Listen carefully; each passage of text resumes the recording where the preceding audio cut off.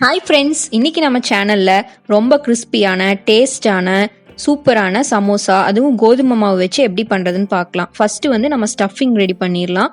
உருளைக்கிழங்க நல்லா பாயில் பண்ணி இந்த மாதிரி மசிச்சு எடுத்து வச்சுக்கோங்க.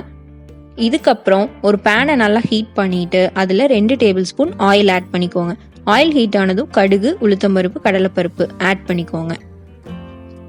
1/4 டேபிள் ஸ்பூன் சீரகம், 1/4 டேபிள் ஸ்பூன் இஞ்சி பூண்டு நல்லா ஃபைனாக சாப் பண்ணது, கருவேப்பிலை, ஒரு பெரிய வெங்காயம் நல்லா ஃபைனாக சாப் பண்ணது, இதெல்லாம் ஆட் பண்ணி நல்லா வதக்கிக்கோங்க.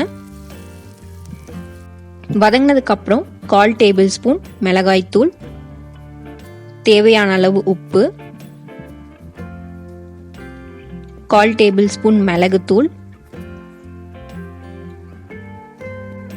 1/2 டேபிள் ஸ்பூன் கரம் மசாலா, ஒரு பிஞ்ச் மஞ்சள் தூள் ஆட் பண்ணி நல்லா மிக்ஸ் பண்ணிக்கோங்க.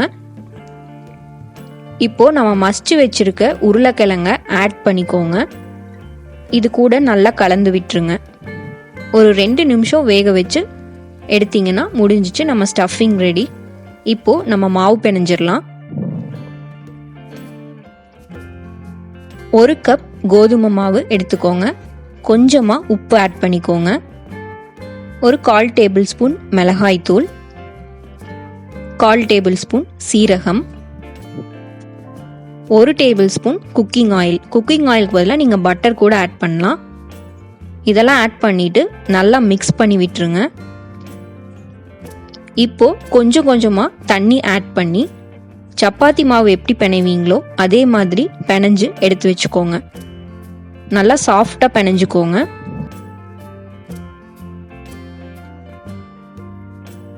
ஃபைனலாக இதில் எண்ணெய் தடவி ஒரு 1/2 மணி நேரம் இதை ஊற வச்சுருங்க. அதுக்கப்புறம் இந்த மாதிரி குட்டி குட்டி பால்ஸாக உருட்டி எடுத்துக்கோங்க.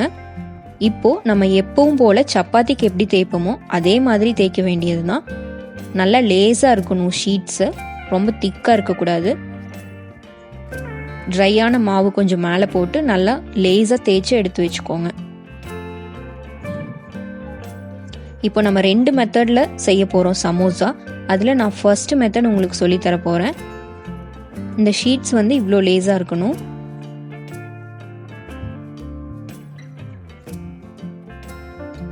ஃபர்ஸ்ட் மெத்தட், ஒரு தோசைக்கல்லை நல்லா ஹீட் பண்ணிவிட்டு நம்ம போட்டு வச்சுருக்க ஷீட் எடுத்து இதில் போட்டு எடுக்க போகிறோம். ரொம்ப சப்பாத்தி அளவுக்கு வேக விடக்கூடாது. லைட்டாக அந்த நடுவில் ஏர் பபிள்ஸ் வரும், அந்த அளவுக்கு மட்டும் விட்டு எடுத்து வச்சுக்கோங்க. இது ஃபர்ஸ்ட் மெத்தட். ஸோ இப்போ இது ரெடி ஆயிடுச்சு. இதுக்கப்புறம் 2 டேபிள் ஸ்பூன் மாவு எடுத்து பேஸ்ட்டுக்காக தண்ணி ஊற்றி நல்லா கரைச்சி எடுத்து வச்சுக்கோங்க. ஸோ இது ரெடி ஆயிடுச்சு. இப்போது இந்த மாவை நம்ம பேஸ்ட்டுக்கு ரெடியாக எடுத்தாச்சு. இப்போது நம்ம அந்த தோசைக்கல்லில் போட்ட ஷீட்ஸை எடுத்து இந்த மாதிரி 3 பார்ட்டாக கட் பண்ணிக்கோங்க.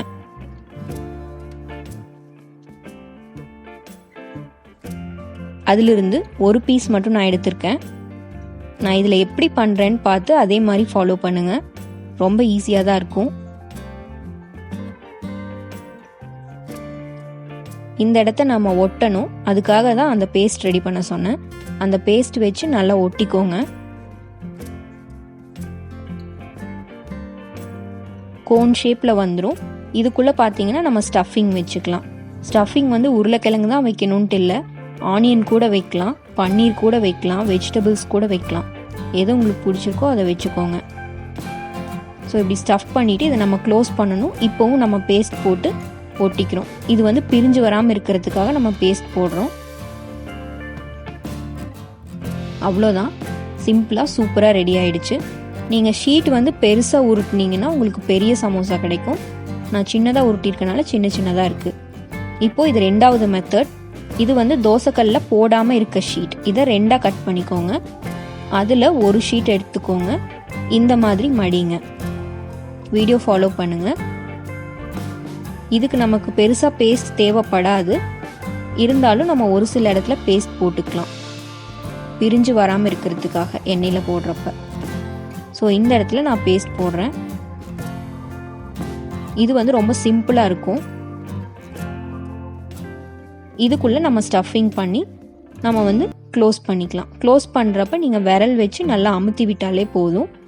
இல்லைன்னா நீங்கள் பேஸ்ட் போட்டு ஒட்ட வச்சுக்கலாம். ஸோ இந்த 2 மெத்தடில் உங்களுக்கு எது பிடிச்சிருக்கோ அந்த மெத்தடில் நீங்கள் சமோசாஸ் ரெடி பண்ணி வச்சுக்கோங்க. செகண்ட் மெத்தடுக்கு தோசைக்கல்ல போட தேவையில்லை, டைரெக்டாக யூஸ் பண்ணிக்கலாம். இப்போது ஒரு பேனில் ஆயில் ஊற்றி நல்லா ஹீட் ஆனதுக்கப்புறம் நம்ம பண்ணி வச்சுருக்க சமோசாவை இதில் போட்டு நல்லா ஃப்ரை பண்ணி எடுத்துக்கோங்க. கோல்டன் ப்ரௌன் கலர் வரணும், ரொம்ப கருகிய வேண்டாம், ஆனால் கோல்டன் ப்ரௌன் கலர் வரணும். அவ்வளோதான், கிறிஸ்பியான டேஸ்டான சூப்பரான சமோசா ரெடி ஆயிடுச்சு. பாருங்கள் எவ்வளோ கிறிஸ்பியாக இருக்குன்னு நான் உடைச்சு காட்டுறேன்.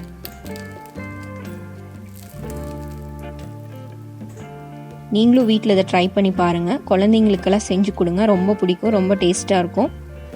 இந்த வீடியோ பிடிச்சிருந்துச்சுன்னா மறக்காமல் என்னோடய சேனலை சப்ஸ்கிரைப் பண்ணுங்கள், ஃப்ரெண்ட்ஸ்க்கும் ஷேர் பண்ணுங்கள்.